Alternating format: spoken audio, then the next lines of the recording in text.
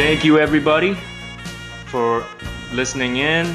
This is episode 3 for the Dynasty Lifestyle Podcast. And I got a friend here. For episode 3. Let me try and get his name right. It's Farooq Al-Said. Is that correct? Boom, yeah, man. Nailed it, 100%. Yeah, man. All right, man. Awesome. So, yeah, man, we're on episode 3 now. So, episode 1, we kind of talked a little bit about the Asian American experience, growing up in the Western Hemisphere, kind of just sharing our little experiences, sharing about how life is growing up Asian, basically. Episode 2, we had our man Kai Wu come in, talked about actually bullying. Actually, we talked a lot about bullying. We talked about how that kind of shaped our lives, so to speak. You know, turned us into martial artists. Got us to basically pursue that, and you know, a little bit about personal lives as well, and what he's doing in MMA, and pretty much now we're here, episode 3. So we're running with it, and obviously I got you on because I thought, you know, you seem to be an interesting guy, and I'm sure you have a lot to share with the audience. So Farooq, why don't you just hit it off and tell everybody, you know, who you are and what you're all about, what do you do, how you got started with martial arts, everything. Yeah, absolutely. First off, fast shouts out to Kai, man. He's definitely becoming like a force to be reckoned with in the MMA world, which is crazy. That guy is just like bottled lightning. It's insane. And I love watching his highlights. Actually, funny story. Like I actually got he put up his first MMA fight, and I commented on it, and he had to delete the comment because I said something about his opponent. Oh shit! What was that? I said something to the effect like he's ready to have man start hollering rape or something like that, and it was just damn. Yeah, rape comments is always not that nice, but yeah. Yeah, I mean, so as far as me though, I've been practicing martial arts since I was 6. So I'm 31 now. Oh, you're 31 I started. now. Yeah, I'm 31, so it's been like 25 years I've been practicing. Man. I started with Taekwondo, and then I had like a lot of shitty instructors, so it was like I never really got good at it. I got like my first black belt in Taekwondo at 12, and you know when you're like at that age, you can't really use it. You don't know anything. You don't know what you're doing. So it was like I had like an idea of what to do, but I was still kind of chubby, so like I couldn't make my body and my physique respond the way my mind wanted it to. Like in my mind, I thought I was Sub-Zero from Mortal Kombat. Like there was no reason I shouldn't have been. And I was like, I had this training, but it didn't work. And so then when I was like 14, I started doing Seelot. Yeah, so like I've been practicing Seelot since I was 14. So, you know, do the math on that. Like I said, I'm 31. Nice. And then when I got Could you describe a little bit about Seelot? Maybe most of our audience might not know what it is, including myself. Yeah, Seelot is very, very close to Kung Fu, like in a lot of aspects, because it's an Asian or like, you know, an Indo-Chinese system. It's an Indonesian martial art? It is Indonesian, but it like you'll find it in like Thailand and like Myanmar, Laos, You'll find, you know what I mean, in like the hotter part of Asia, like Vietnamese and Southeast Asia, yeah. You'll see like cousin systems and things of the sort there. And it like the way I could explain it, it's like it's very violent Kung Fu, and I know there are very violent forms of Kung Fu, like in I guess like in a Western description sense, but like Seelot is like it's definitely a war art. It's you know it's unlike any other system that you've ever seen practice. Like Seelot definitely stands on its own, but you can tell the Chinese influences of it, like in the Kun Tao and like especially some of the northern systems of Seelot, like the farther up, like north in the island chain of Indonesia you get, the closer it resembles Kung Fu. And the word Seelot in Indonesian just translates to martial arts, like loosely, kind of like how Kung Fu just translates into like a way of practice for life. So What kind every of techniques does the Seelot sort of style kind of like? What are some of its signature moves? Would you think? well, and that's what I was about to say. Like every village and every island has its own interpretation of Salat. So like I practice the Tiger system, okay, and the Harimau system, and that's kind of what Eco US does in the raid. Oh, okay, yeah. So it's very similar to that, and like Tiger has a couple extensions. Like you have like King Tiger, which is very low to the ground, and then you kind of have like your Tiger system that's very similar to like Tiger Crane, Kung Fu. It looks almost identical. A lot of our movements mirror the Tiger Crane system. So you know what I mean. There's a lot of like So yeah, sorry. I was about to add real quick. Like you say, it's like more like a deadly kind of art, more like a wartime kind of art. I'm assuming you're saying like the moves are kind of like made to injure somebody, like to maim absolutely somebody, like to like break yeah. somebody's bones, joint strikes, that type of thing. Yeah, and the way I was trained in Seelot, now there are definitely guys like you're always gonna have forms and systems that are just there for like self improvement, right? In any system, you're still gonna have like that theory of it. But like the way I was trained and the way I always wanted to be trained was I love I have a love hate relationship with forms. I want to learn like my instructor, Mehmet Abdul Salam, was in the Indonesian military. So he trained me for combat. He trained me to like maim, kill, and injure. You know what I mean? It was like so he always told me like your memories aren't going to save your life. Like being able to memorize a form is not going to help you if someone pulls a knife on you or a gun or you're in a situation where you got to fight or it's fight or flight. You know what I mean? Yeah. So it was always like, yo, you hit and you don't stop hitting until they stop moving. And Yeah, then if you yeah, hit them again until just to make sure. You know what I yeah. mean? Life or So death, self-defense, street style. absolutely. Yeah, absolutely. So and then from Seelot, I started taking Shotokan karate at Mm-hmm. 17. Mm-hmm. And that was the same time I started boxing, Nice. like Western boxing. Nice. And boxing, I'll be honest, boxing, my dad was a power lifter and like a big boxing fan, but he never let me box. He always I stayed in baseball. And I played other sports, but baseball was like my bread and butter. Um, Why did he not let you uh, box? Is it because he doesn't want to get you getting into fights or something? that was inevitable. We'll touch on that in a second. Yeah. But yeah, I humbly speaking, I had a very, very good baseball career. I actually tried out for the Blue Jays. Shit. Um, Toronto yeah, like Blue Jays. yeah, Shit. yeah. Oh yeah, 4-6 all day. Done though. But yeah, like the baseball, like he didn't want my hands to get hurt because I was a pitcher, so he wanted Oh. to stay away from any potential risk. But I went to high school with a guy here in the States. Mm-hmm. Um, who was one of the world's best amateurs at the time in like 2001. His name is Raquan Kimbrough, and we were on the same baseball team in the States. And he schooled me to boxing really early when I was like 14, 15. Mm-hmm. And I just fell in love with it. So I would like go home from baseball practice with him because he had a full gym in the basement. And he was already one of the top, I think like top 3, top 5 amateurs in the world at this point, like Junior Olympics, Golden Glove champion. The late great Emmanuel Stewart, who was Lennox Lewis's trainer, wrote about him in Ring Magazine and was like, "Yo, this kid's gonna be the future." He turned out not to be, but I mean that's besides the point. So he was like my first experience with like boxing at a high level. So I didn't like have the crash course because I had like the traditional martial arts foundation. I didn't have the baptism by fire that a lot of boxers get when they go into the ring.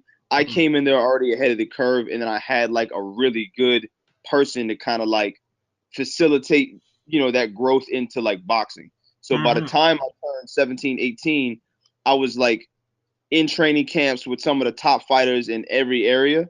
And then so I was like, yo, like fuck it, I'm about to just go for me. So then I ended up becoming like, long story short, I had a belt and I was ready to turn pro, but I got injured.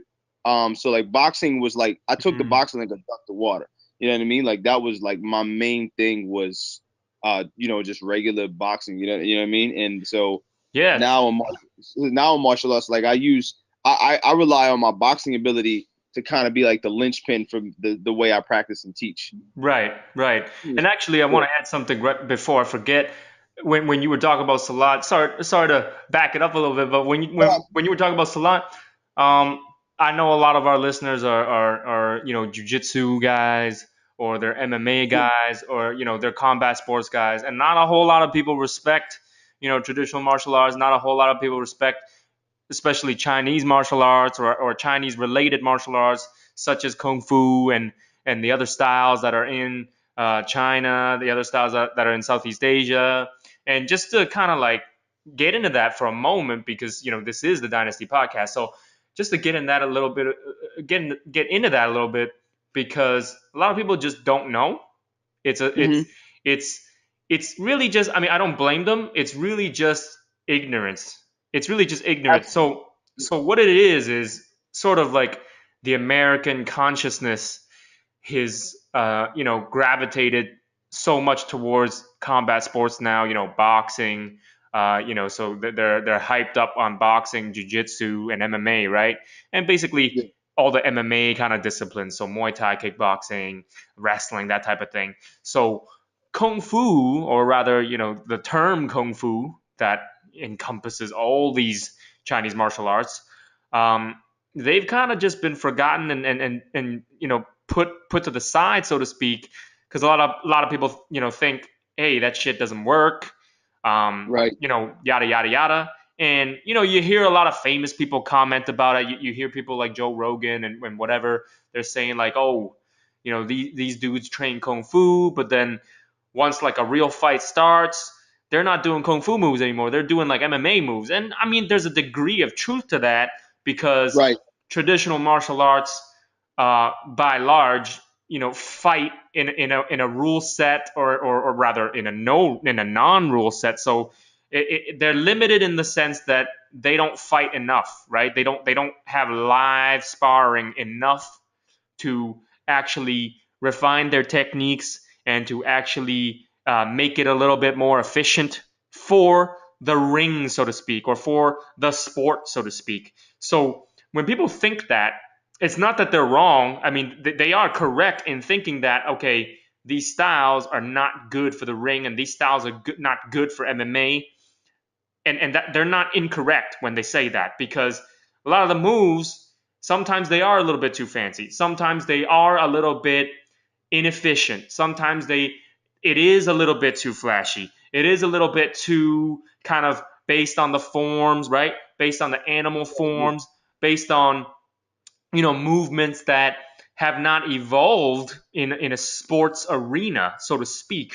But on the flip side of that is that a lot of people will argue, it's like, oh, it's because my techniques were meant to kill. It's because my techniques were meant to Right. like kill you. And Yeah. Yeah. that's kind of also like a double-edged sword as well. Like I'm Absolutely. aware of that. I'm totally aware of that. And I'm neither defending nor for kung fu. I'm just trying to like say it like it is. So one side of the argument is, yeah, I will damage you. I will rip your shoulder socket out, and all that stuff. And to be honest, for the guys that train a very long time, and for the guys that are actually good, and for the guys who can really do what they say they'll do, yes, it's true. They will, mess you up. You know what I mean? They will fuck you up. You know what I mean? Yeah. Like they're taking one of your eyeballs out if something happens. You know what I mean? But on the flip side of that, there's not a whole lot of good kung fu representatives, right? So you're really only going to see that high level kung fu from like really really good masters, but then you'll never see Only. them.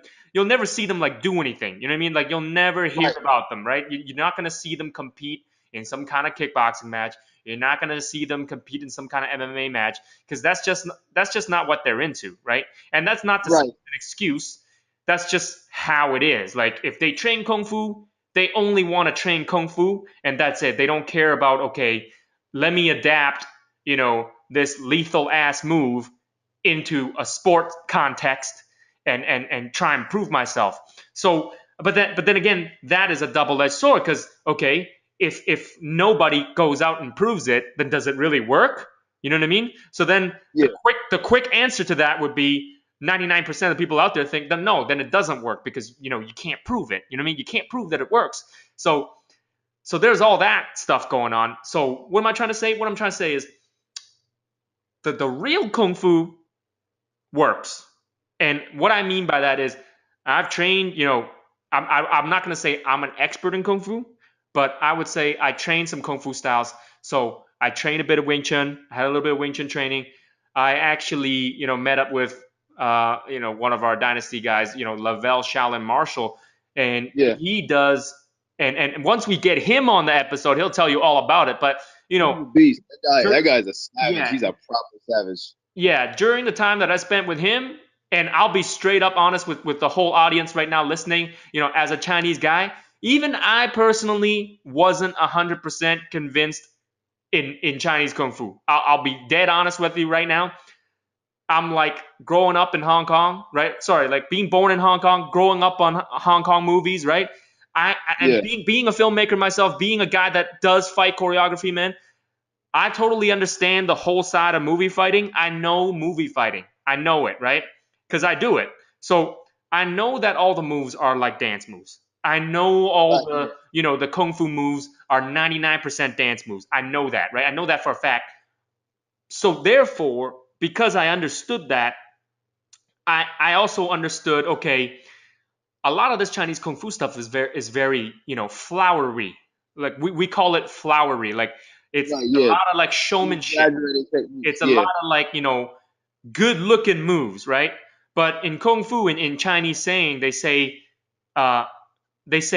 bad kung fu looks really good. Good kung fu looks really bad. Right. That's the Chinese kung fu saying. So what they're trying to say is the real kung fu that hurts people, right? The real kung fu that really injures people and just stops fights and stuff like that, it never looks good on camera. Absolutely. Right? Because they'll never do it in a way where it's like bam, like a Hollywood knockout punch. Like they never do it that way. It's just like bam. It's just like quick. And then like next thing you know, like your arm got twisted or your part of your tendons are ripped apart and stuff like that. Or your orbital bone got broken or whatever it is. So anyway, back to Lavelle Shaolin Marshall for a second. So for the longest time, even though I had a bit of kung fu training, I never like fully immersed myself in kung fu training. And I'll tell you why, because I personally was a little bit I'm impatient, right? Now kung fu is like a type of thing that takes a lot of patience, right? You have to do it for like 20 years or 30 years before you're able to see like, oh, I could, now I could punch a dude in the chest and end his life. You know what I mean? But But I mean, we live in the modern times. We can't do 30 years of kung fu. You know what I mean? Like we're impatient. We got to be like, man, I want to be able to do that move now. You know what I mean? I want to be able to learn it and apply that move right now. So it's natural that a lot of people in the modern age wouldn't gravitate towards kung fu because kung fu is seen as a very kind of slow, like you. And that's the problem. My bad to cut you off. Like that's the problem in general with like, I mean, the age that we live in because everything's about instant gratification. You get me? Like, I mean, we get everything on demand, be it from Instagram or like how you get your music from Apple Music or Spotify or Tidal or what have you. Yeah. To like, you know what I mean? Like, it's just remember the times, right? It's just the change of the times, and it's not like we can blame kung fu. It's not like we can blame kung fu. It's just kung fu was so old and it's from another time. So just to continue my point before I forget, and hold your thought. I know you're about to get into something good, and we're gonna get into that. I just want to finish my point with Shaolin though. So I never got into the whole kung fu training because I always wanted to learn the techniques fast and I wanted to use them fast. So kung fu is a very slow pace, training. It's like, you got to do horse stance for 10 years. You know what I mean? Before they're able to teach you the good stuff, right? So, but when I met Lavelle Shaolin Marshall, right? So this guy has been training, in Shuaijiao, which is, in Mandarin for, well, in Cantonese is Sut Gao, which is basically Chinese wrestling. That's really what it is. So the origins of Chinese wrestling goes back, we're talking about thousands of years. We're talking about it was Now I need to look it up, but I think it's from the Zhou Dynasty. Zhou Dynasty. I'm not exactly sure what year it is, but I know I wrote about it before. So, but it's just slipping my mind right now. I can't name you the actual year, but it doesn't matter. It's a couple thousand years old, Chinese wrestling. Um, so this Chinese wrestling style has been passed on, and a lot of the Chinese wrestling masters are actually, a lot of them are in Taiwan actually, and then there's a lot that are from China as well. Anyway, it got passed on to Lavelle Shaolin Marshall's kung fu teacher, which is down there in North Carolina or South Carolina. I can't remember which state, but I know it's Carolina though, like North/South Carolina. So he learned it from his sifu, So, um, and when I met up with him, I trained with him, and for the first time in my life, I'm not gonna lie, for the first time in my life, I actually felt like, holy shit, this is the real kung fu. Right. Like And when this, you get that taste, like it's crazy. this is the real kung fu. And I'm not just saying this because I'm Chinese. I'm not just saying this because I'm trying to brainwash people listening to this podcast or anything like that.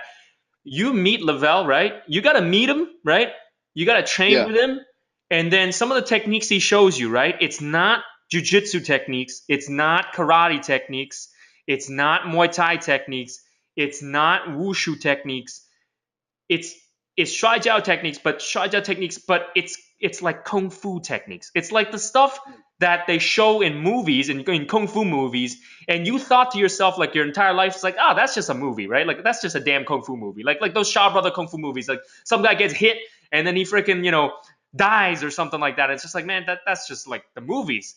But Yeah. when I met Lavelle and I trained with him and he showed me, okay, see, this is how I would grab your arm and I would force you, into this position, and I would just, toss you here, or I would just kick your knee out and then just throw you here. The stuff that he was showing me, it was like lethal, because he would grab a hold of my arm, right? And he could totally just control my arm and just jack my elbow if he wanted to. He could just pull my arm out of my shoulder socket if he wanted to, and then he could pick me up and he could throw me on my neck if he wanted to, right? Like this is all real stuff. And I'm like, Yeah. for the first time, I was like, holy shit, this is the kung fu stuff that's missing. This is the kung fu stuff that doesn't get shown in America. This is the kung fu stuff that people don't know about, because all people see is they watch, like, Crouching Tiger, Hidden Dragon or something like that, and they think, oh, kung fu's all fake because people are flying around and shit. Like, yeah, that shit is just for the movies. You know what I mean? People watch, like, Jet Li, and as 5-time wushu, national wushu champion, and obviously he's like 100% legit. Like, let's not like let's not Jet'll fuck match you around. up. Yeah. Yeah, let's not fuck around. Like Jet Li, at his time, he's the national champion in China, like 5 times. How many people are in China doing wushu? He's the top guy. So Exactly. obviously, even though he's doing wushu, which is, a performance martial art, he's still 100% legit. Like, don't get me wrong, but people see him and they see it. Oh, he's just a Chinese guy doing these, wild kicking techniques. That would never hurt anybody in real life, that type of thing. But when I, locked up with Lavelle and he showed me his techniques, right? I'm like, shit, this is the real kung fu. Yeah. That's Yeah, man. that nobody knows about. And then, obviously it's also interesting from a cultural and from a race standpoint, is that, Lavelle, being like a black being a black Black dude, people, German. or, Yeah, and or, he's or, teaching or he likes to call himself, like, black/German, right? Because he's born in Germany and everything. But I don't want to get into his life story because we're gonna save an episode just for him, right? So it's interesting because he's a black dude, but he is so into the kung fu culture and so into the Chinese martial arts, more so than any Chinese person that I've ever met, and more so than me. So right. so it's an interesting thing to note, because actual Chinese people are not as interested in Chinese kung fu than people looking in from the outside. So, for example, Right. you get a lot of you got a lot of, like, for example, Americans or Westerners or European guys or white guys or whatever it is, that actually are really into kung fu, are really into wushu, more so than actual Chinese people are into wushu. That's probably because, hey, it's just a common everyday thing. Like they don't think it's that cool. You know what I mean? They would rather be like, okay, yeah, let me do skateboarding or something, or let me try and rap or something. You know what I mean? Like they'd be Yeah. like, Chinese kung fu is like a traditional thing. It's kind of like a cheesy thing. I don't want to be a part of it, but at the same time, that's also why it contributes to the decline of kung fu. That's why it's not popular, because a lot of the youth, they don't want to mess with it. You know what I mean? Because it's not Yeah. cool, right? Yeah. So anyway, I'm gonna stop there, right? Because I would just start going off on a tangent. So Farooq, tell us about who you are. So you said you started with Taekwondo. You did karate as well. Did you do you did do karate, right? Yeah. I got a third dan in Shotokan. Yeah, And Shotokan. Cool. And then you did Seelot, you did boxing, and where were you born? Were you born in the States? nah, I was born in Toronto, Canada. Oh, you were born in Toronto, and then you moved there Yeah. after So like, after how old were you? I came to the States in like the mid '90s. Like my parents split up, so I moved to Miami, like right outside of Miami. And then my parents got back together. My dad had spent like time in his youth in Pittsburgh. Mm, My dad's from Montreal. mm. So my Do you speak dad that? Do you speak that Francais? Quebecois. Nah. My Quebecois is terrible. Like I can mimic the accent a little bit, but nah, I'm my just messing French. with you. I don't speak any French either. Yeah, it's trash, man. But so like we came up to we came up to Pittsburgh. Like my parents got back together. We came to Pittsburgh in like 96, 95, 96, 97 in that time frame. I was like 10, hmm I think, like 10 or 11. So I was like this cross culture, kid that was like completely stuck because like my dad's black, my mom's Arab. So like, and then I was coming from Miami where everybody looked like me, like skin tone wise, but they all spoke Spanish. So like mm coming up to the States, or like coming up to Pittsburgh, like up north, it was like crazy. And then I just like I bounced around a lot. Like I've lived in like I went to high school in New York City. hmm Um, I went to like I lived in Brixton, South London, United Kingdom. I lived in Toronto, Whoa, off and on for a long time. So like I've whoa! lived, You're an you're international man of mystery. yeah, man. Like I'm a transient guy. Like I don't like staying in one place too long. Right. But like now I'm a gym teacher, and like the one of the coolest things that I'm able to do now is like as part of my gym class, I'm hmm able to teach martial arts. So like in my after school program and for my kid, like my kindergartners and Mm. my grade 1, 2 kids, I Yeah. teach them martial arts as their gym class. Nice. Like we do like kickball and other like traditional PE games, but like yeah, I teach them just that, and so like it's cool because it made me being able to teach martial arts to that level of people. hmm It made me a better martial artist because like Absolutely. I started teaching martial arts at like 18, right? When I got my like first degree black belt in karate. hmm And I was an awful teacher, like a terrible teacher because I would get like I'm an athlete, right? First hmm and foremost, I'm an athletic guy. And I had a lot of people in my class that were not athletic and they were just uncoordinated and they weren't what you would consider like a good martial artist because they didn't have the body mechanics down. They didn't have the hmm mastery of their own body. So like I used to get very frustrated very fast, like when you couldn't get a technique down hmm because it just wasn't computing to you to like you have to move this way, you have to move like me, right? hmm So it's one thing to be frustrated with someone who's 25 and can't do it, right? hmm But when you're literally teaching someone who's just learned to walk like a year ago, hmm right? It gives you a whole different patience and understanding, and it's made me such a more patient martial artist. And like, hmm alhamdulillah, like I've been able to like focus that aspect.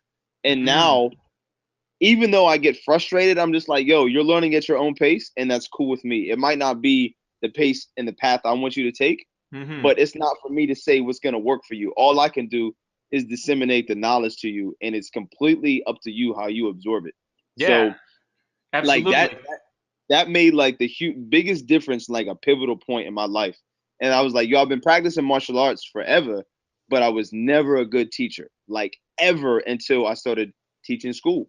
And then Yeah. that completely changed everything for me, like 100%. So that's like kind of the scratching the surface of how I like what I do as a martial artist because anymore I don't like I'm not competing. You know what I mean? Like I hmm really just like I'm almost like Ryu from Street Fighter. Like I just train solitary. Like I'm by Mhm. myself more time.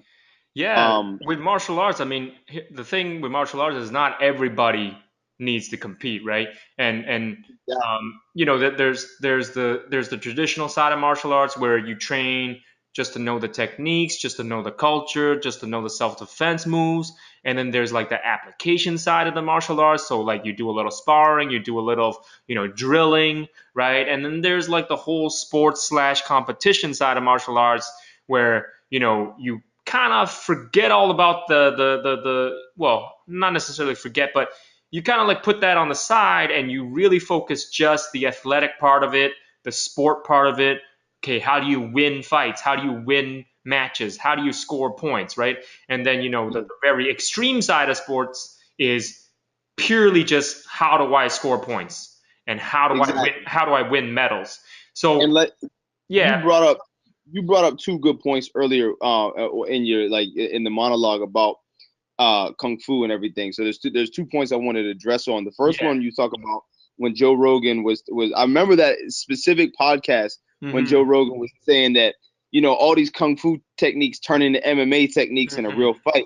And you're right, there is like an element of truth in that, but like they all share like a common ancestry, right? So like Hmm. if you throw a punch and you to the untrained eye, if it's just one martial artist throwing a punch, Hmm. you may not be able to tell if he's a boxer, if he's Hmm. a kickboxer, if he's a karate fighter, if he's a jiu-jitsu fighter, if he does hapkido, if he does Hmm. taekwondo, tang sudo, whatever. Like you don't know. A punch is a punch, right? A kick is a Hmm. kick. A throw is a throw. The martial arts system is going to exist with or without human interaction. Like it's going to Hmm. be there. It's whatever a person, the practitioner does that makes it one thing or the other. So like when Joe Rogan was saying that, I think like Joe Rogan has this air of credibility to him because he was a Taekwondo champion and he actually can fight. So Hmm. like it's not like, you know what I mean? It's just like the other dude on there just chatting shit. You know what I mean? Like Joe Yeah. Rogan, to an extent, knows what he's talking about. But I Hmm. think Joe Rogan's ego also gets in the way of a lot of shit. Sure, sure. I mean, But everybody yeah, has their opinion, right? But with your point, it's interesting, and this I want to bring this up real quick. Did you know Muhammad Ali? He claimed that he learned the right hand punch, like the right cross, not from boxing, but he perfected his right cross because of a Taekwondo technique. so let me stop you right there. Yeah. Right? So now I'm about to blow your mind, right? All right, so check this out. Okay, so there's a specific Korean system called Chengmukwan, all right? Right, right, And Chengmukwan is a sister system of Taekwondo, all right, right? Here in Pittsburgh, there are actually three practitioners of Chengmukwan. right, And Chengmukwan, the dojo I was actually teaching at, the dojang in Korean, right, right. um, Dojang, yeah. it's called Martial Artists Against Street Violence, right? And I was teaching there for a long time. The brother's name, who has the highest rank, and God bless the dead, he just became an ancestor last year. His name is Mm, Jaquay Bazemore, okay? And Jaquay Bazemore was in the Air Force. mm, I'm sorry, in the Marines.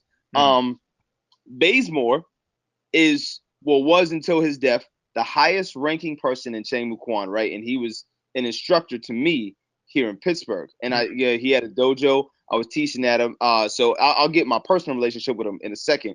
Bazemore actually trained Muhammad Ali. Wow.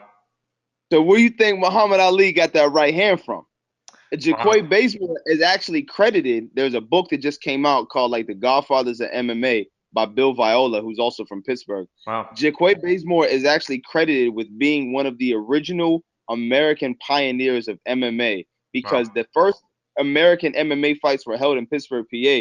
And the guys throwing them and all the fighters actually got arrested because it was just like viewed as just like a big fight.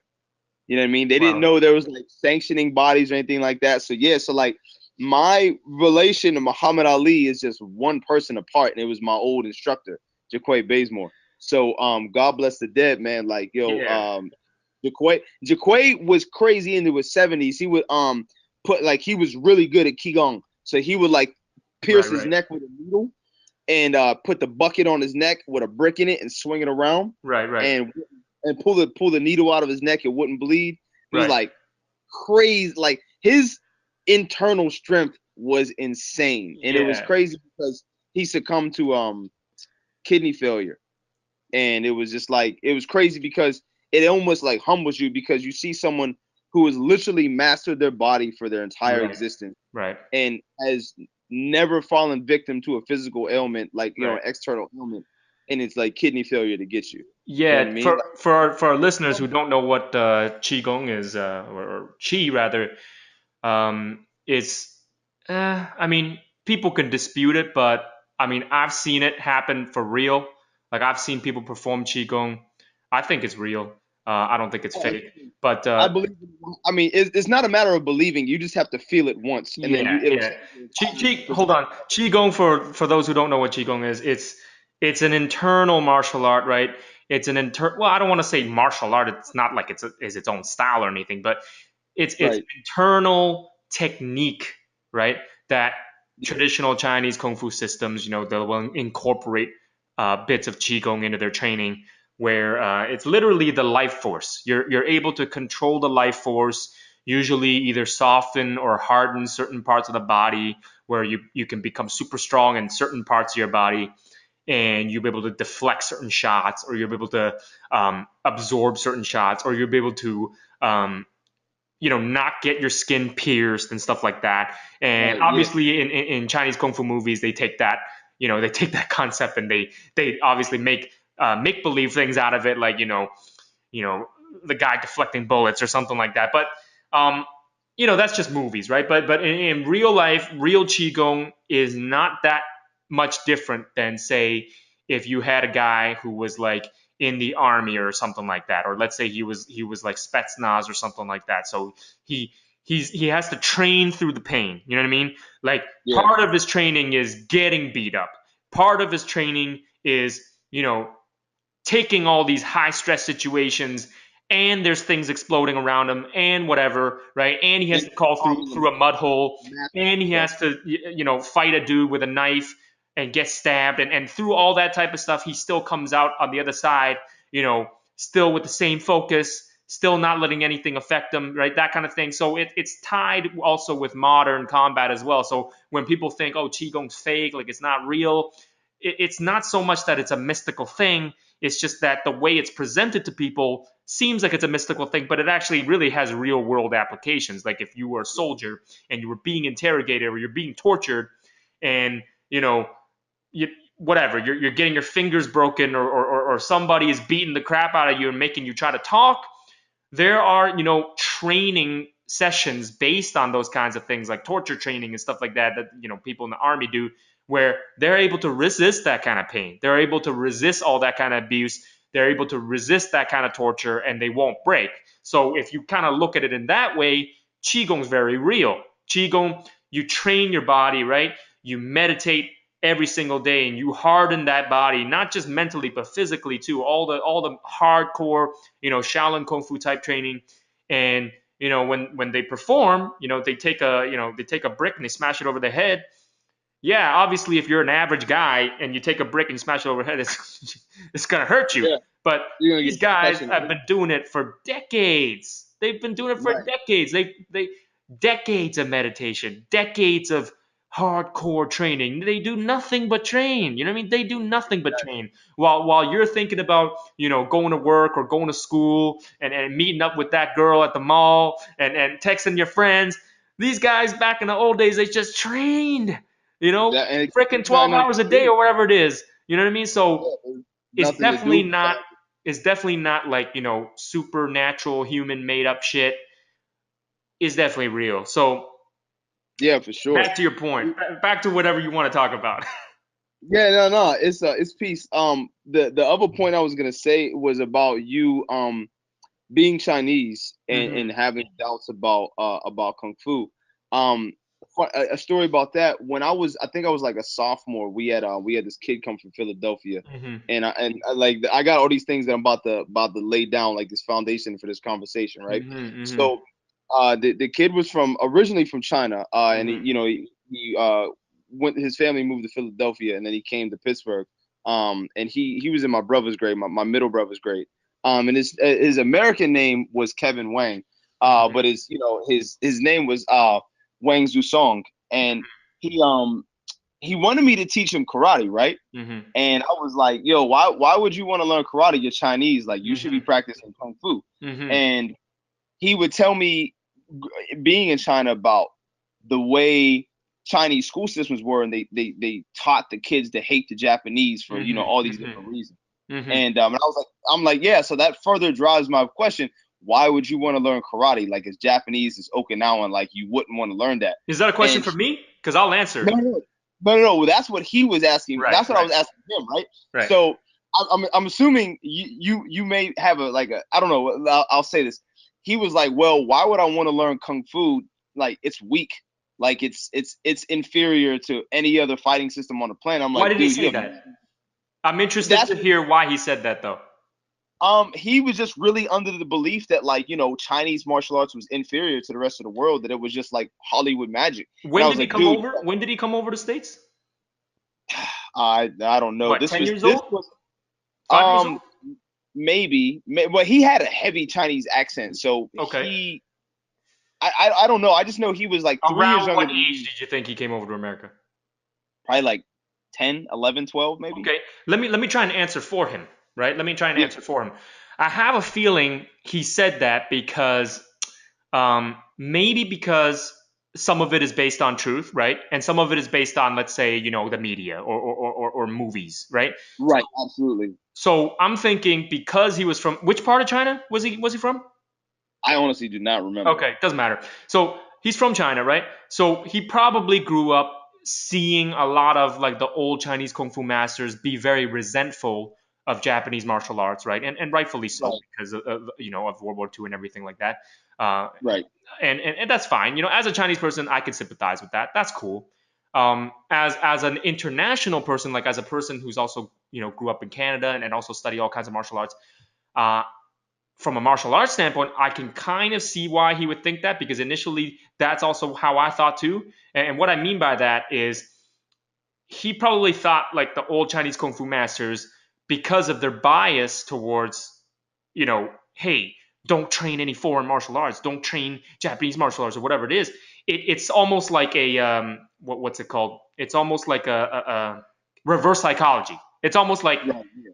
don't do it because you'd be betraying your Chinese martial arts systems. You know what I mean? Like you got to do this. You know what I mean? Like you gotta do this horse stance, and you gotta do this mantis style like how I teach you, or you gotta do these wushu movements like how I teach you, and do it like this. You know what I mean? But maybe he was thinking, you know, and again, some of it is rooted in truth. What I mean by rooted in truth is that he probably also knew, like, hey, these wushu kind of movements are not helpful for me when I'm gonna street fight somebody. You know what I mean? Again, I'm totally just speculating whatever martial art he was taught. I don't know if he was taught wushu. I don't know if he was taught Wing Chun. You know what I mean? I don't know, right? I'm just Yeah, speculating. Like he probably thought, like from a practical standpoint, it's like this stuff's not that practical. You know what I mean? Like yeah, can't yeah, learn I can't learn sticky hands and then all of a sudden get into a street fight with somebody and expect me to do sticky hands on a guy. Like we might just start throwing fists, right? We might just start grabbing each other's shirts, you know what I mean? We might just, like schoolyard stuff, right? Like we might just like start brawling and it might like end up on we might end up crashing in each other. We might end up on the ground, like whatever it is, right? Like like real fighting, real fighting, right? It's yeah, unpredictable, right? So maybe he had some real life experience there as well. So maybe he wasn't fully convinced, whatever, right? I'm just trying to fill in the blanks. And then by the time he got to the States, he was probably hungry to try and discover something new. So hmm if you know what I mean, if he was so sort of brainwashed by Chinese thinking, and then he got out of China, and then he probably thought like, man, I want to see something else. You know what I mean? And that's yeah, totally natural, right? That's totally natural. And for me, from my reasoning, it's kind of the same. Like um, me growing up, uh, it was more coincidence more than anything. I wouldn't say like, oh, I thought Chinese martial arts sucked and I thought it didn't work. No, I was too young to differentiate, right? I was too young to know whether that worked or not. When I started martial arts, I started at like 10. You know what I mean? So I'd be too yeah. young to know like, oh, this stuff doesn't work or whatever it is. So I got introduced to Goju-Ryu karate through a cousin of mine, And I just started training karate. I didn't really think much of it because at that time I didn't really know anything about race, anything. I didn't know about race anyways, because I mean I knew what I was a Chinese person, but that's about it. I don't, you know what I mean? I didn't know about the dynamics between Chinese and Japanese people. I didn't know the dynamics between white and black people. I didn't know the dynamics between Asian Americans and living in the West, right? Obviously, now as a full grown adult, I've gained a world view of understanding of all those kinds of things. But when I was 10 years old, I was just a kid. I was just like, oh, this is karate. Okay, I'll do it. You know what I mean? It seemed fun to me. That was all it was. If my cousin introduced me to a wushu school, or if my cousin introduced me to a Wing Chun school, I'm sure I would have just taken it anyways, right? And I would have, did what I did, being such a high energy, martial arts fanatic type of person. I would have probably just absorbed it and just, became a Wing Chun guy or something. You know what I mean? So really, it was also circumstance, and this actually gets into a little bit about why Kung Fu is dying. So the reason why martial arts like karate or taekwondo, they're more widespread and there's more people teaching them instead of, say, kung fu, for example, is because kung fu, like I mentioned before, is based on things that are very traditional. So for kids, it's going to automatically seem boring to them, right? Because they don't really have a rank system. They don't really have competitions. They don't really have medals to give out. They don't really have belt ranks, that type of thing, right? So it doesn't encourage the young kid to try and like strive for the next thing because they can't really see it. They can't quantify it. They're like, oh, I can't get a cool medal. You know what I mean? You know how kids are, right? They got to work for a reward, right? So that's why it's not popular, right? And the way karate and taekwondo evolved, and in judo, right? And well, judo's a little bit less popular, and I'll get into what that, I'll get into why. But reason why martial arts like karate and taekwondo have become popular in the West and things like that is first of all, they took the martial art, right, and they really, really watered it down. So a lot of the hardcore techniques are gone, right? A lot of the hardcore training is gone, right? A lot of the karate dojos and the taekwondo dojangs nowadays are just kind of like almost like daycare centers, right? You get your kids there, like they say McDojos, right? So it's kind of turned into that McDojo culture where it's easy to consume. Kids are happy. They go in, they do their thing, they get a belt, they go home happy. It's like McDonald's. So I can see why it's popular and I can see why it's spread because it's been watered down in a way where everybody can kind of consume it like a fast food restaurant, right? And that's why it's popular because they can go and have their kumites and they can go and have their, forms competitions and everybody gets a medal. Everybody goes home happy. That's why every kid in North America seems to either have done karate or have done taekwondo at some point. It's very digestible. Kids like it. Kids get a belt. Exactly. By the time they're 15, they're a black belt. You know what I mean? And it doesn't even matter at that point whether they stick with the martial art or not. People are making money. Everybody's happy. You know what I mean? The parents are happy. They get to go do something, right? So that's why Kung Fu's dying because Kung Fu doesn't have those sport things associated with it. Kung Fu is just, hey, do you want to learn or do you not want to learn? Like, do you want to train or do you not want to train? Most kids are like, no, I don't want to train because I don't know what this is for. Like, it's not fun to me. You know what I mean? I don't get a reward for this. You know what I mean? I can't really see how that benefits me. Only like the super hardcore people who maybe get into Kung Fu at a super early age because their parents super, super encourage them to do it are going to be like, oh, yeah, I want to, do Wing Chun for 10 years and learn all these tiny little movements. Whereas your average kid is like, I don't want to learn these tiny movements because it's too difficult and it's not cool. I want to be able to take somebody down, beat them up, and like armbar them or something. So it's like a lot more cooler, and I can apply that technique like right away. So anyway, that's why when the situation gets extrapolated, you see a lot of like kids, whether they're Asian or whatever it is, they grow up in North America and usually they get exposed to Taekwondo or they get exposed to karate. It's because there's so many more gyms like that out there. So because it's a business. But Kung Fu schools can't keep up with that. They're dying because it's a cycle, right? So they didn't do any sport things to attract people in it. So they don't have enough students. So if they don't have enough students, then they don't have enough future teachers. Then if they don't have enough future teachers, then there's less schools being opened. And then less schools being opened, that means there's less students. So it's like a cycle. So Kung Fu is just dying because of that. So that's why when you get a guy like me, or when you get a guy like your friend who come over to the West or whatever it is, most of the schools are not Kung Fu schools. So it's hard for us to even find a Kung Fu school. You know what I mean? Actually, my karate senpai, I might have him on one of these episodes in the future. My karate senpai, he told me the same thing. He's like, he grew up as a kid. He watched all these Chinese Kung Fu movies, old school Kung Fu movies and stuff like that. And he's like, I really want to learn Chinese Kung Fu because Chinese Kung Fu is so cool in these movies. I really want to learn Chinese Kung Fu. And he could not find a Chinese Kung Fu school anywhere. Facts. I couldn't. Yeah, that's 100%. Yeah, that's exactly what it was. He's like, I really want to learn Chinese Kung Fu, but I can't find a Chinese Kung Fu school. But damn it, I live right here and there's a karate school. Fine, I will do karate. And that's what happens. So a lot of these kids think Kung Fu is cool and they want to do it early on when they were kids, and then they don't have a choice because there's no good Kung Fu schools around. And then whenever there is a Kung Fu school, they turn out to be like scam schools. They turn out to be like, all right, we're going to teach you all this, Chinese wushu stuff, and the instructor's not even good, right? And they'll just be like, do this, do a butterfly twist kick, do this. And then none of it is like stuff you can use to beat people up with, right? It's just the flowery movements, you know what I mean? So a lot of these a lot of these kids that want to train Kung Fu, they can't. So they just end up going to the default martial art that they can find, and usually ends up being karate. Because karate has a history in America. It's been here longer than Kung Fu has.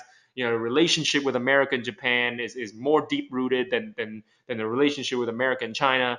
So and judo too. Judo again, it's got belts, right? So people feel more accomplished and they want to do judo. But difference between judo and karate and taekwondo is that judo is a little tougher, right? You throw people land on their heads, people land on their back. So parents are kind of like, I don't really want to see my kid, or like I don't really want to let my kid get thrown because that's a little too rough. So in that sense, judo is also a little bit less popular. If you want to rank it that way.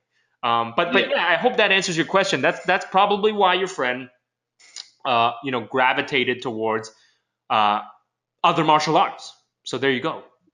And you touched on a lot of great points, yeah. So like when there's so many things I can expound upon, right? And I kind of want to be succinct with a few things, and I want to take it back to like kind of like the initial point that kind of like started the dialogue was like in MMA gyms, people tend to like I don't want to marginalize, so I hate marginalizing things, but sometimes you just gotta call a spade a spade. They frown upon traditional martial arts. It doesn't matter which form it is. It's just it's not effective for the octagon, right? Yeah. And that's always the consensus, right? The general consensus. Right. And I've gone to so many martial arts gyms, like MMA gyms, right? And just handled top fighters. Like absolutely made mockeries of everything they've ever done. I've got kicked out of one. Right. Right. You know what the listeners are thinking right now? The listeners are thinking, all right, Farooq, prove it. Show me that video footage. Listen, this is a time that kind of predates cell phone video footage. All right. If you search my Instagram, you go back, you'll see me handling a couple guys. But yeah, I'm not here to challenge you or anything like that. There's no point. But I understand what you're saying.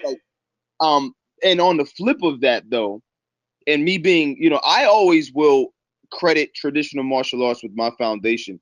But if you ask me what I do, like I consider myself a boxer, right? With just a lot of experience in the traditional arena of martial arts. That's really and truly how I visualize myself. Kind of like in the true aspect of MMA, like I've done multiple systems, I have multiple disciplines, but boxing is what I favorite, right? Boxing gyms, because of the sweet science being what it is and the high aptitude you have to just be good at boxing. Not great, not proficient, just good. The aptitude that you have to have is unbelievable. Boxing gyms always show the utmost respect to traditional martial arts. Always. And it's such an interesting dynamic between the two worlds of combat sports and boxing and MMA, because boxers overstand distance at such a high caliber and intuition and intuitiveness that they overstand the significance of just a slight difference in foot placement, a slight degree in a change. The way you throw a punch can literally mean life and death or winning and losing, right? Boxing always hinges upon those principles.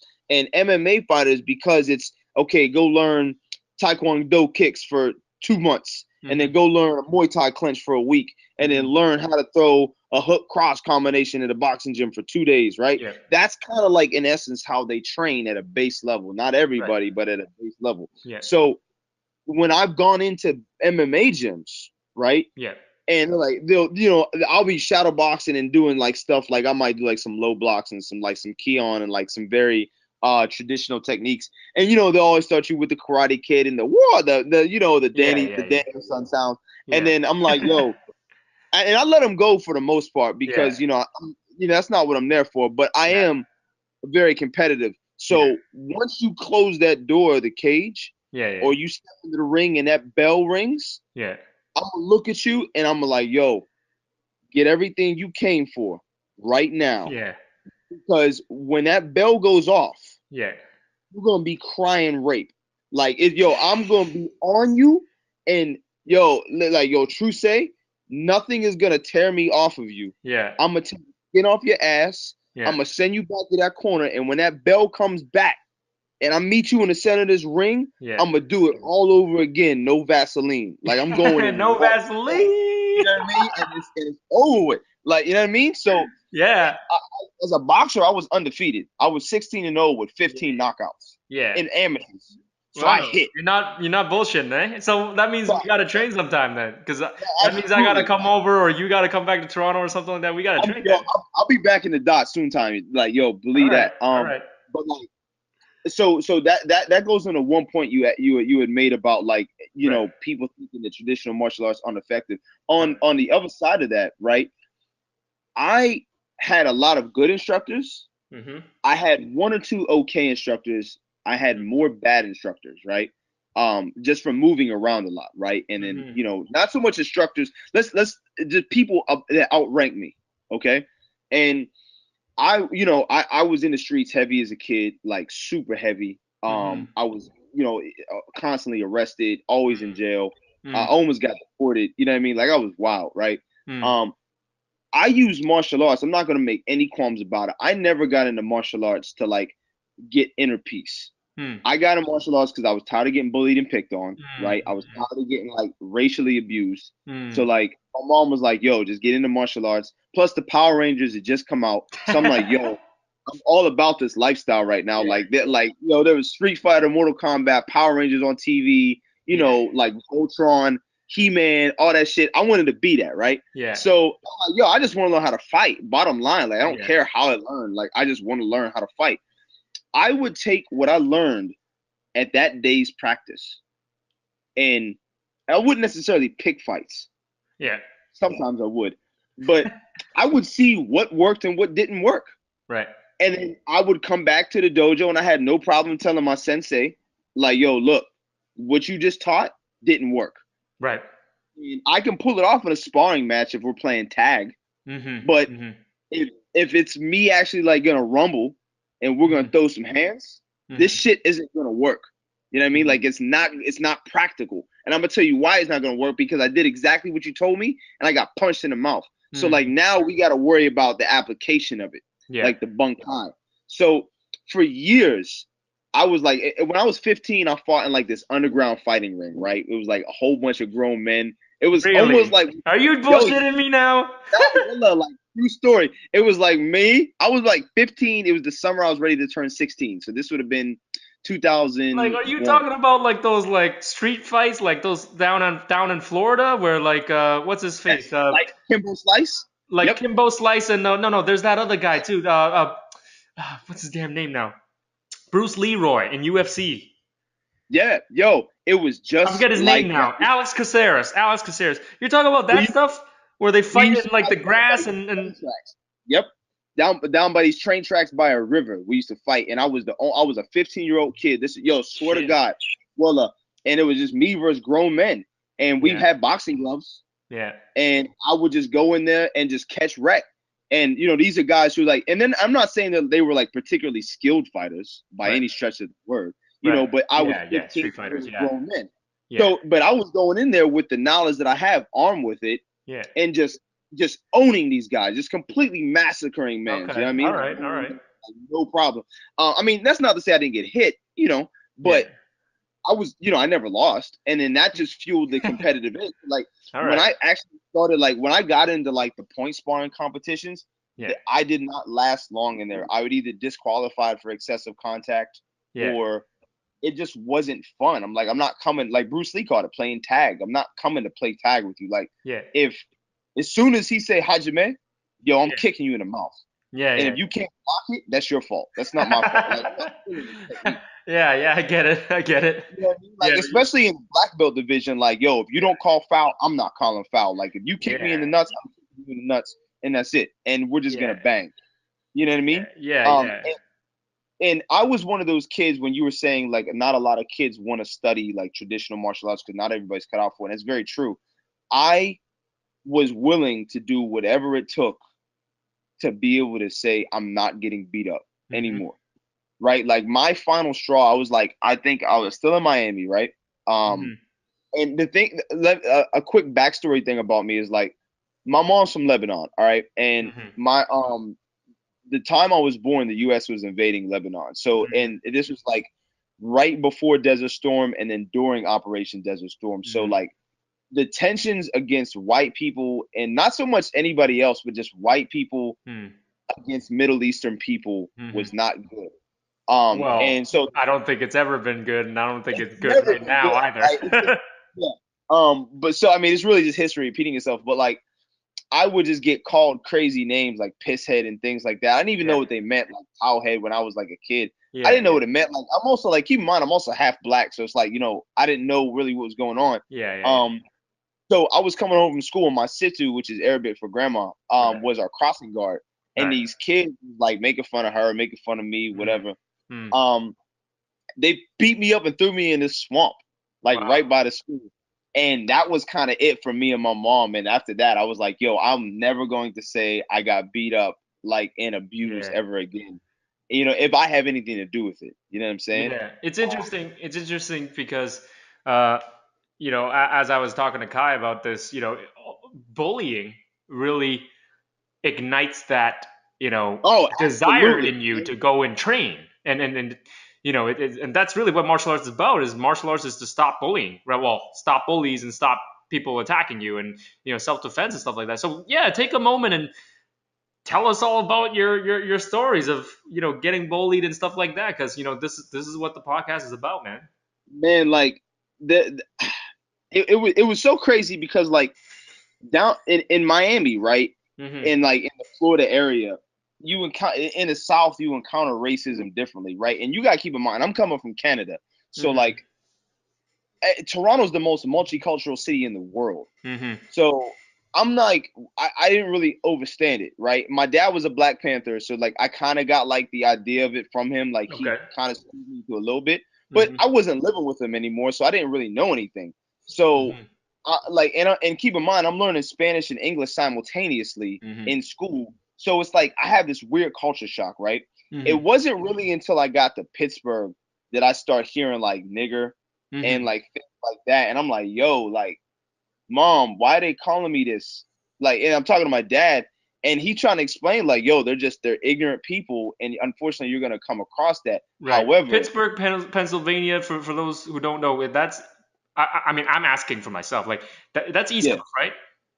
it's East Coast, but it's widely known as the Mississippi of the North. Like, it's a very segregated Pittsburgh, city. Pennsylvania. Is it kind of like I don't know if you would call that Midwest. Would you call that Midwest? No, right?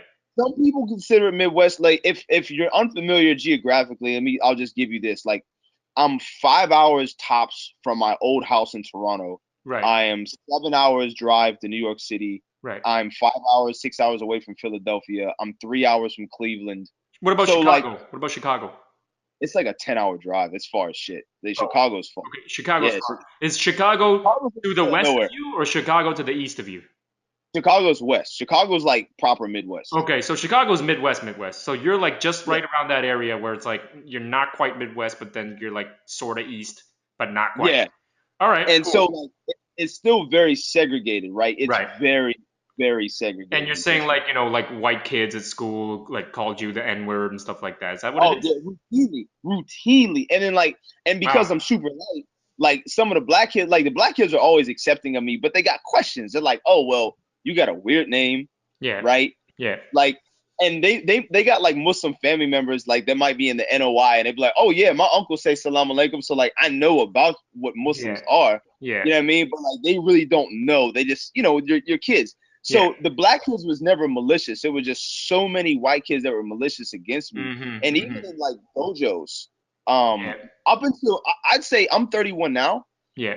I'd say up until maybe 2 years ago, Yeah. I still encountered racism in dojos, Yeah. like blatant racism in dojos Yeah, that's because crazy. That's crazy because now that you bring that up, is because I mean, me growing up in Canada, I wouldn't face the same level of racism, right? Like, right, I'm not even close, right? Like in Canada, you know, if it was racism, it would be very rare, and not saying it doesn't exist. Obviously, it does right, exist yeah, in certain places, but mainly if people were to bully you up here, it's mainly just a kid thing, like a teenager thing. Like it's like absolutely. they just It's want to just bully you based on just the fact that they want to bully you.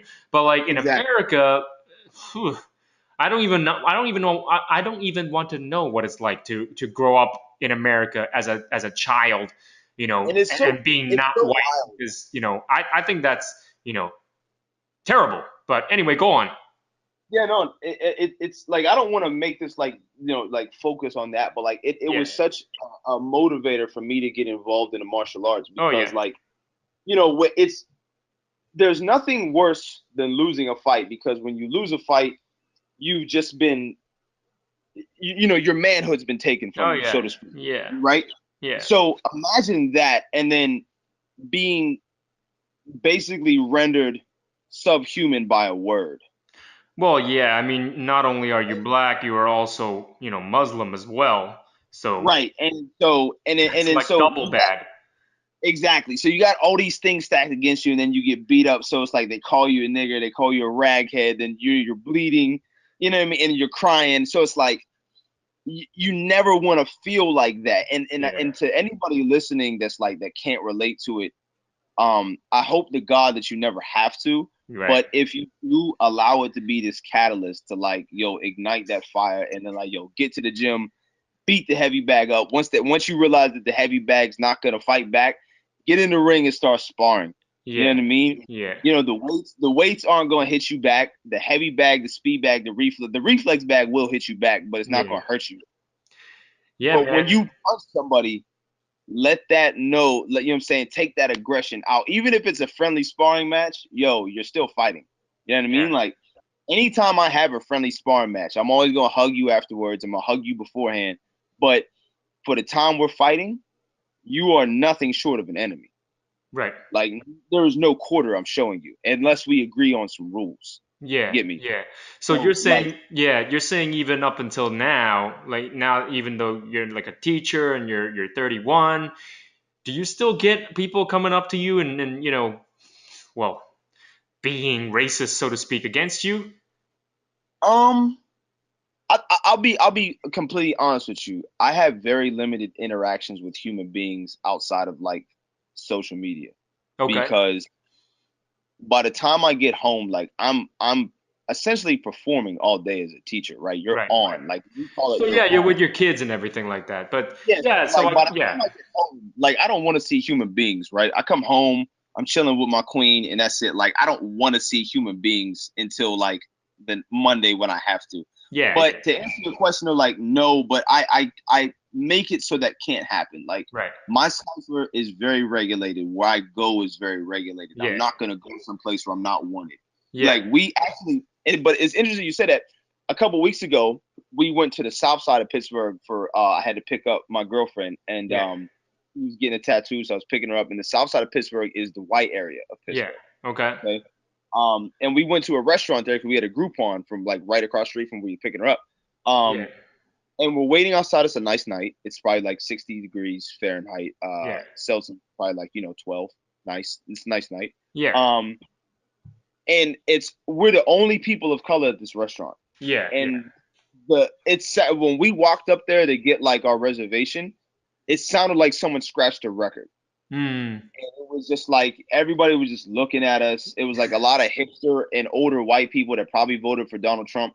So it's like, so it's like, and I'm on edge, and she told me she didn't see it, but I felt it. Like, so I'm looking at everybody, they're looking at me. Yeah. I can't even like enjoy a proper meal. The food was whack anyway, but like, so I'm just sitting there like on edge, like, the first motherfucker to say something is getting slapped. Like I'm slapping the fucking face out their mouth. You know what I mean? Because like I can feel the tension. I feel that I'm not wanted there. So like, but yeah, again, to go back to your question, I try not to go anywhere where I'm not going to be accepted.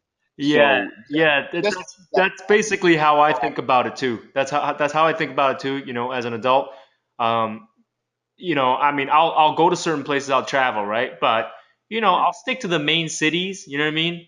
I'll stick to like East Coast. I'll stick to like West Coast.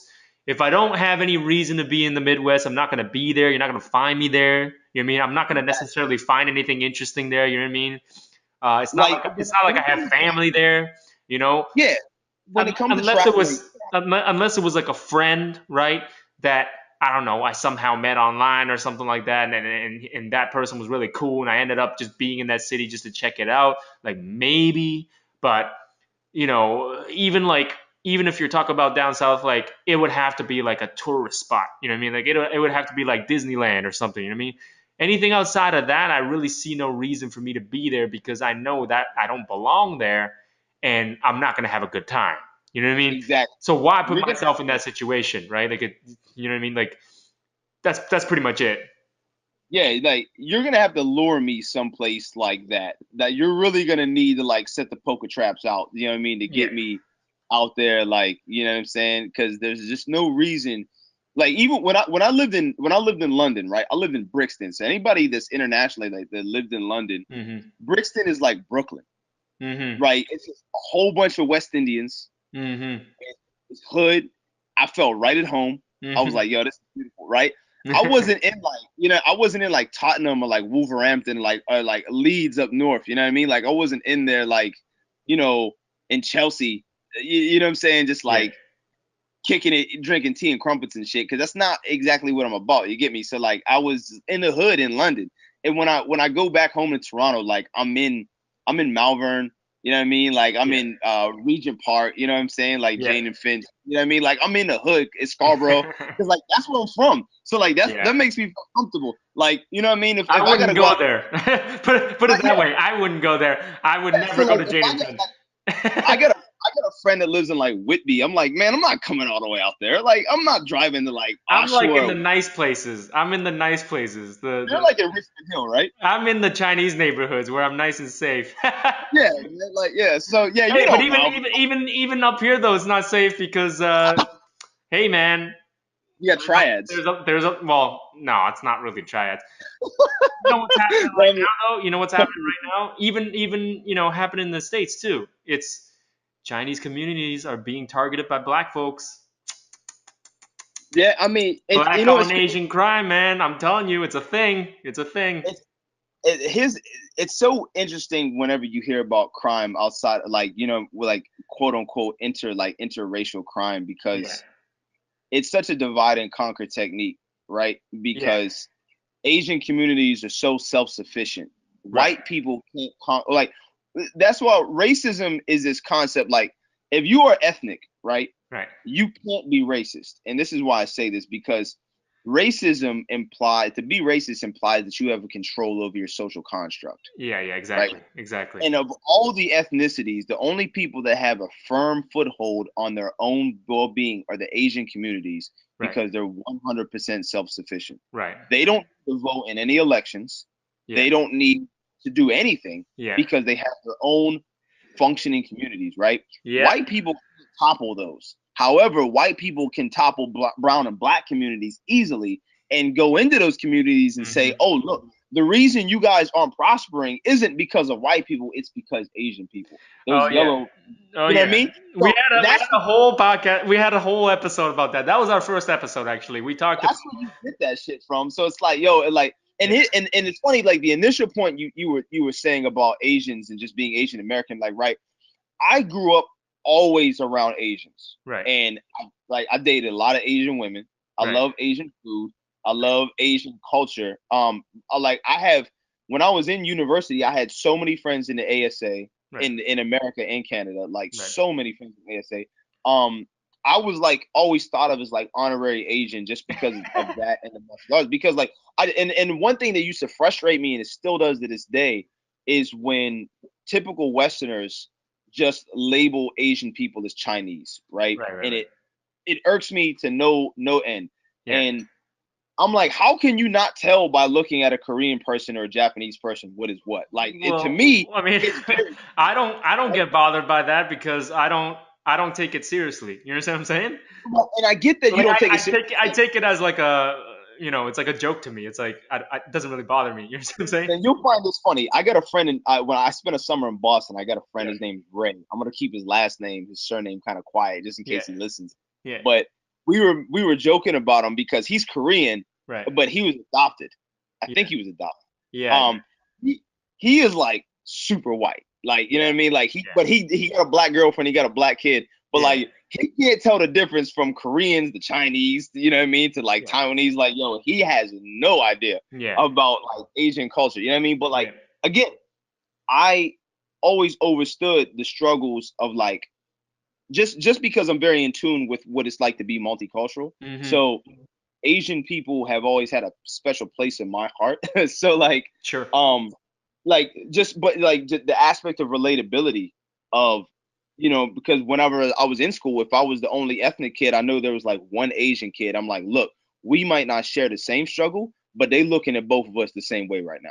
Yeah. Yeah. Yeah. You Yeah. know what I mean? Like they expecting you to be good at math, and they expecting me to be able to slam dunk a ball in like a year or two. Yeah, yeah, yeah. No, So I totally agree with that part. I mean, if you're talking about, POC, I mean, not to get all, throwing around all these whatever social justice terms and all that type of stuff, but in yeah, reality, like this is really how it is. It's like POC understand at least, technically they should understand each other's own struggles because we're all being oppressed by the same system.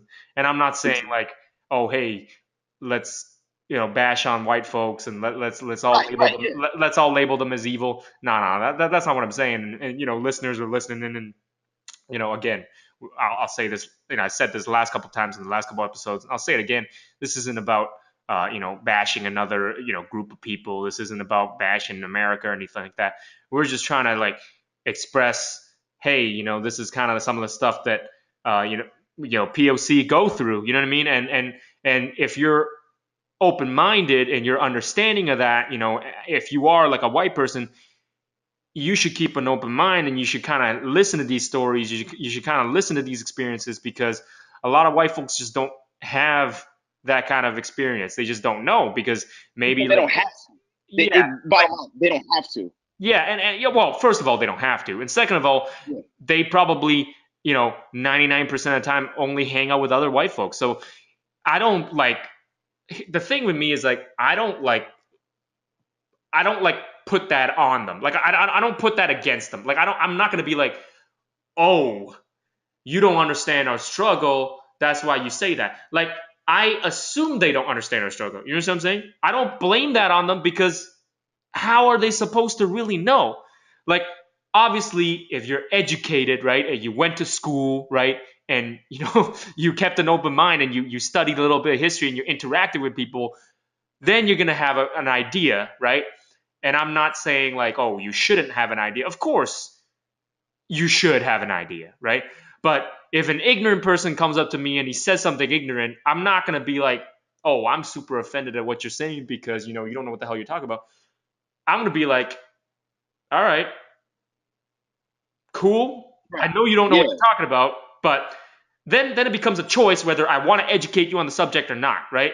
Now, if I want to waste my time, then I'll educate you on the subject. If I don't want to waste my time, I'll just be like, all right, whatever. I'm gonna ignore you, right?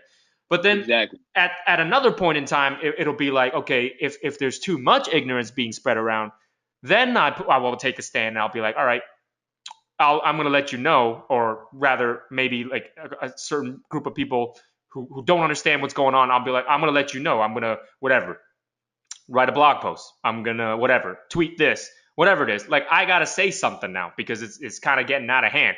But on a day-to-day basis type thing, I'm not like one of those super, you know, I don't know what you want to See, call it, but like those super like softy, I'm yeah, offended like at everything type of thing. Like I'm not gonna go out of my way and be like, all right, I'm offended at this, I'm offended at that.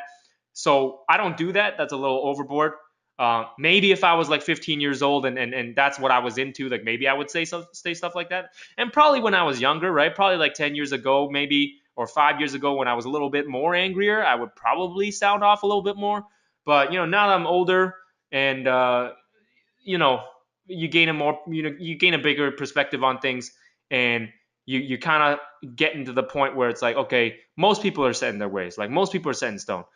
Let them believe what they want to believe, right? We're not here to like convince people that are set in their ways to change their opinion about certain groups of people if they don't want to change their opinion. Like if you don't want to change your opinion about us, like who cares? You know what I mean? Like then you're not a fan. You know what I mean? Like you're not gonna be our fan. Like you're not gonna be a Dynasty fan. Like you're like in the context of Dynasty, like you're not gonna be a Dynasty fan. You know what I mean? Like if you hate Asian culture or you hate Asian people, then you're just not gonna be in the Dynasty. Let's not lie to ourselves. So I don't concern myself with like trying to please people that really aren't gonna be open minded anyways.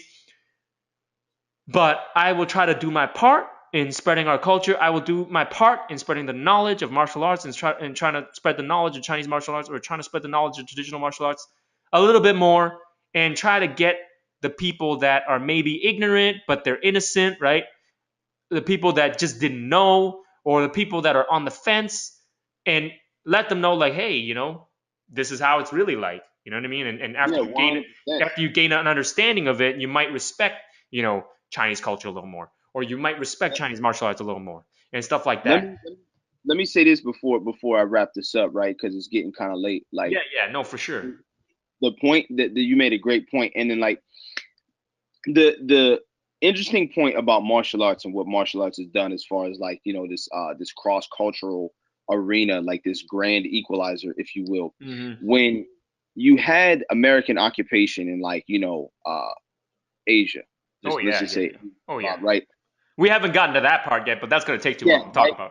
about. Yeah, exactly. But, like I'm again, I'll be succinct in this because this is what really, in my opinion, bridges uh indigenous black people, like black peoples and Asian peoples Mm-hmm. together. Mm-hmm. Um, when white people were occupying there, right? Mm-hmm. During the wars you had, especially in Vietnam and Korea, you had Mm-hmm. the soldiers of Mm-hmm. Vietnam and Korea telling black soldiers, look, y'all got to go home. This ain't your fight. Like, you guys are fighting a way more important fight on your own turf.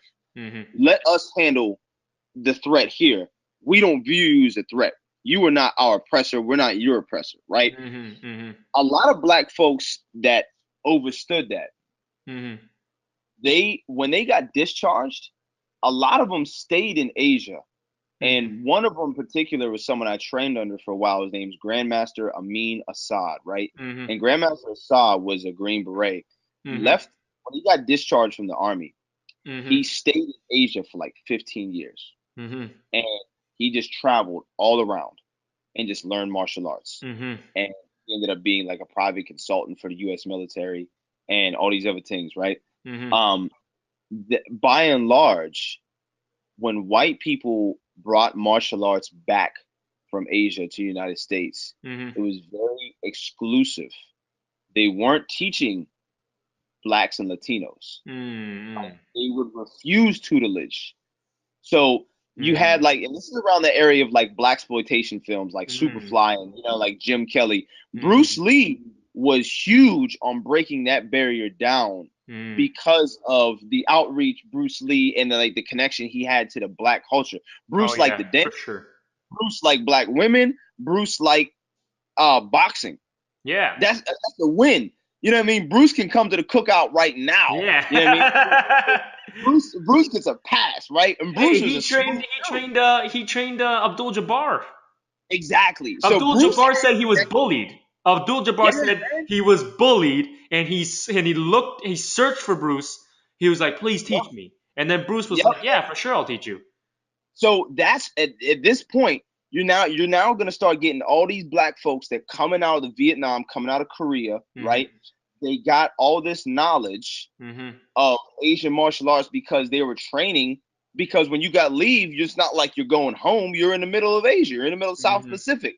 You're not Mhm. coming back to California. You're not coming to Chicago or Philadelphia, Detroit. You're staying there. So you're practicing and learning 100% authentic martial arts. Mhm. And when you come back to the States, you have all this knowledge. Now you don't know what to do with it because the white dojos aren't going to allow you to bring your, say your black ass in there to teach. So you Mhm. open your own. So now you got these all black dojos, Mhm. right, coming directly from Asia, and Mhm. then so that's the answer to the segregation that's presented in martial arts. So like that connection of Asians and black folks is always going to be a strong bond because you know the Asian movies, the kung fu movies, the what I'm saying, the Shaw Brothers films Mhm. was always two for $1 Saturdays at the cinema. Yeah, man. They always came on Chop Suey Saturdays on TV. You know what I mean? Like right before Saturday cartoons or right afterwards, you had like, Mystery of Chess Boxing on, or you had like Crippled Avengers. It's like some other classic on there.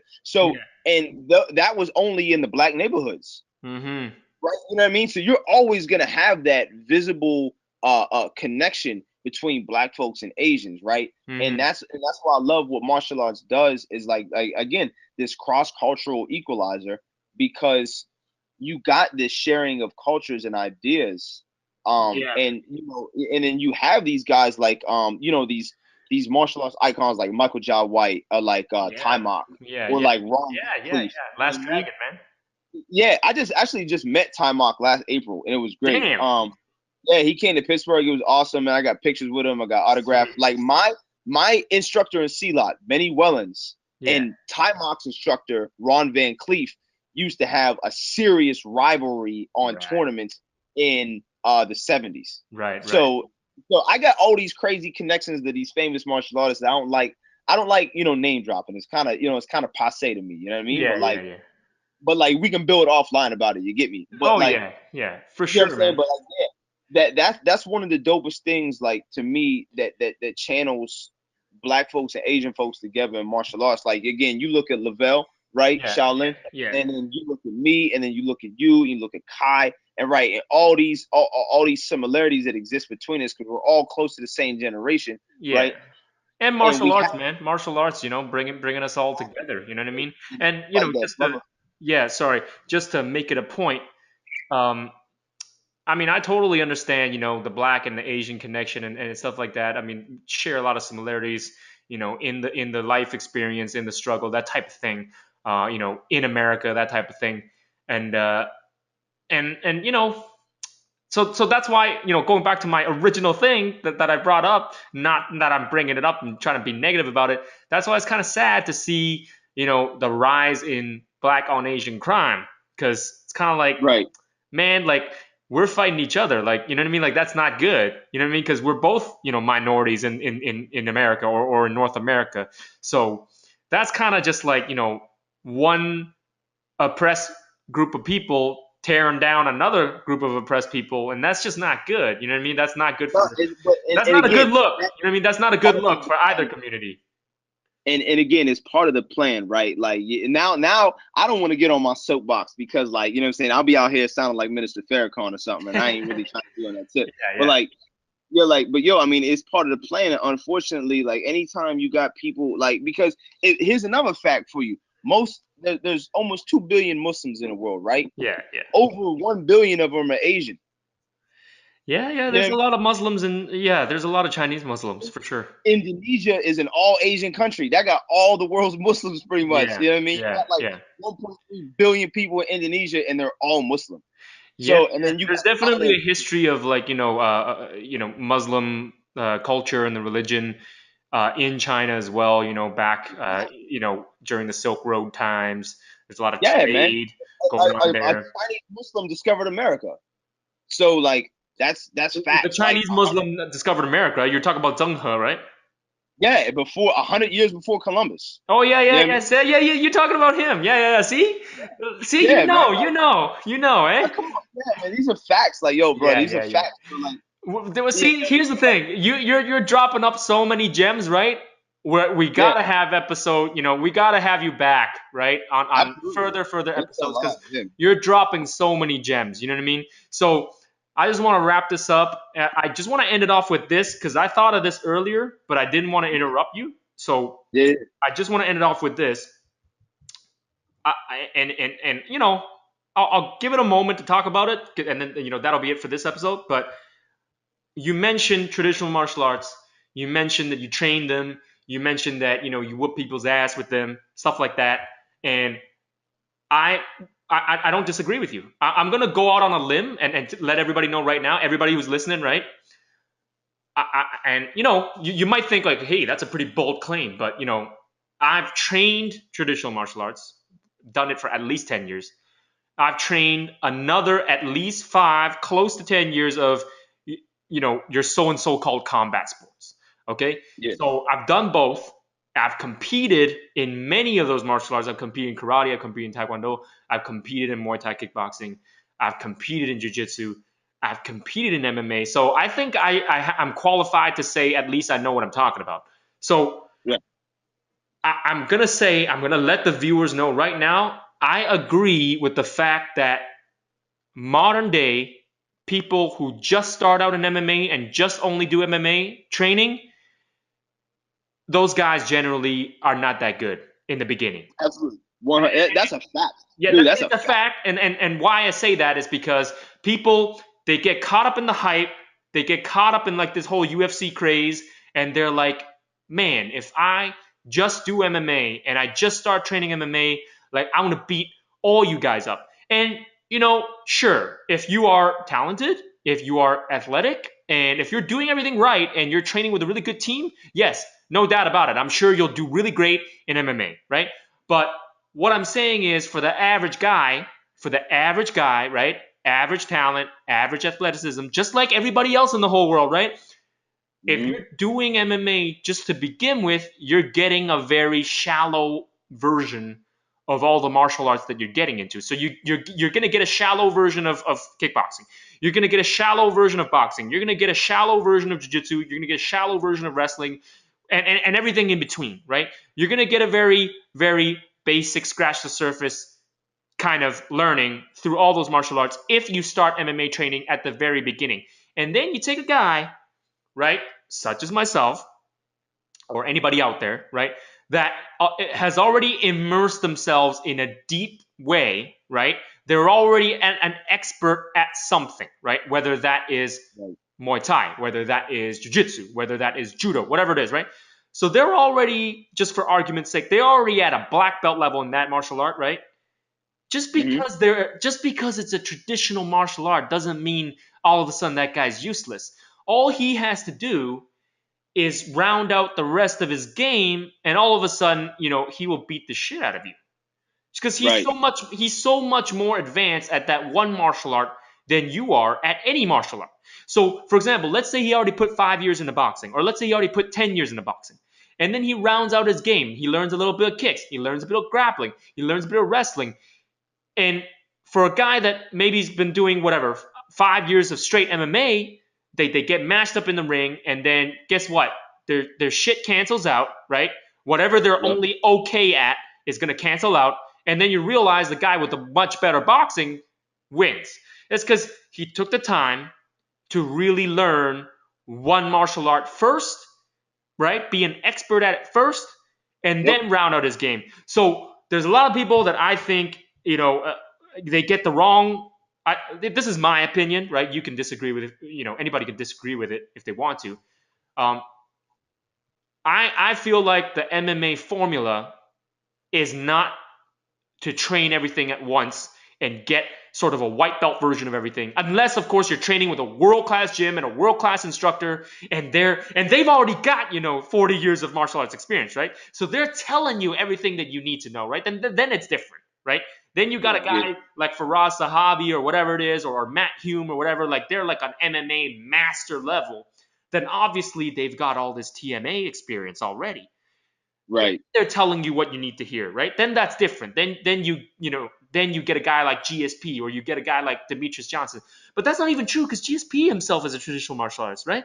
So Exactly. here's the point that I'm getting at, is a lot of people forget that traditional martial arts is just martial arts. It's not that there's this whole TMA versus MMA thing. People don't understand that TMA is MMA and MMA is MA. You know what I mean? Base. That's exactly what it is. And people don't understand. Here's another thing that people, freaking forget. People forget that thousands of years ago, in China, when people were doing kung fu in China, kung fu just means martial arts. Kung fu doesn't mean kung fu like a style. Kung fu means martial arts. So it's like hundreds and hundreds and hundreds of styles. It's thousands of styles. So people, when they were doing kung fu back in China 5,000 years ago, they were doing MMA. But they were doing like the Chinese kind of MMA. They're doing like the tiger style, the crane style. They're doing the freaking, you know what I mean? They're tiger claw, whatever. You know what I mean? They're doing all these kinds of different styles. Mantis, snake, monkey, whatever. All that is MMA. But it just wasn't called MMA. It was just, I'm going to pull out this style and beat your style. But then that style might beat another guy's style, and then that style might beat another guy's style. It's all different styles, but they're all martial arts. And then the people were cross training at that time, even, right? It's not like, obviously they're doing it secretly because you had schools, right? You had reputations and you had things like that. But I guarantee you, and it's fact. It's not even like speculation. It's fact. Like, if you were a martial artist at that time, if you were fighting for survival, you know what I mean? If you were fighting against bandits, if you're trying to fight against people trying to rob your food, right? If you were a farmer, right? And everybody was a farmer back in that time.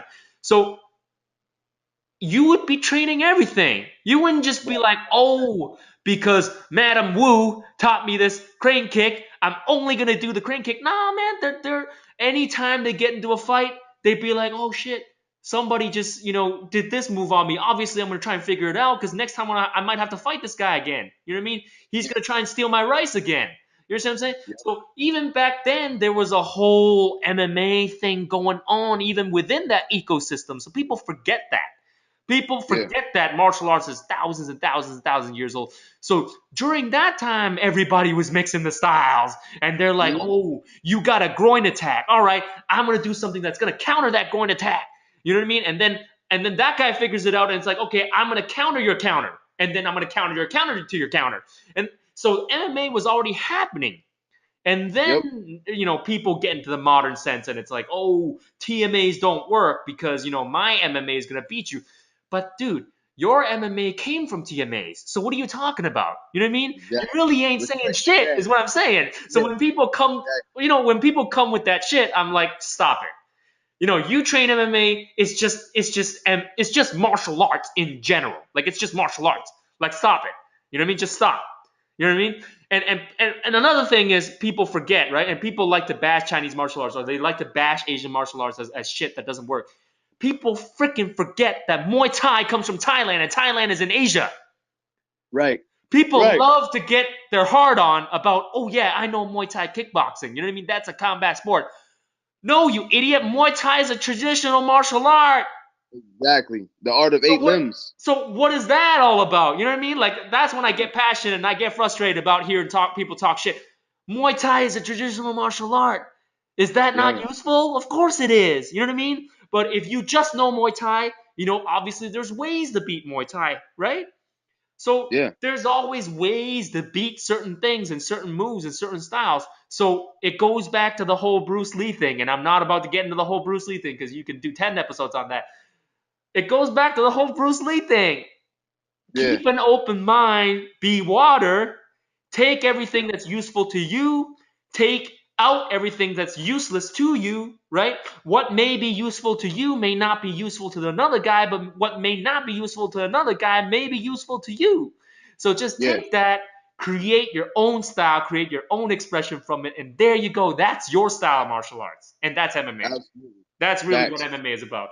So, all right, I'm gonna wrap that up. So, my point is, traditional martial arts is actually very strong, and it's stronger than modern martial arts if practiced properly, if utilized properly, and honestly, most traditional martial arts are going to beat mixed martial arts at the beginning stage, at the intermediate level, I would say even, because most people come from traditional martial arts. So a lot of these amateur fighters, right, they go into amateur MMA and they have their first couple fights and stuff like that. Honestly, I'm not impressed with them because I fought a guy like that, and I've watched all the fights like that at the amateur level. All these guys are basically, white belt, blue belts at what they do, which is MMA, so to speak. But it doesn't matter because you're not going to be able to use that on me because I might have a freaking, 10th Dan black belt level of throwing a kick. And it's going to hurt you and it's going to stop you and it's not going to matter. You know what I mean? So at the low level and the intermediate levels, TMAs are going to beat the shit out of you, right? And then at the high levels, then it's about okay, knowing everything and being extremely well-rounded. But anyway, I'm not going to get into that. And thank you so much, Farooq, for being on my episode, man. Episode 3 of the Dynasty Style Podcast, man. Great to have you. And we will see you back again. And I'm sure you will have a lot more to get into. So thank you. Sure. No doubt. I hope everybody enjoyed this episode. Peace out. We're going to have way more in store for you in the very near future. Peace.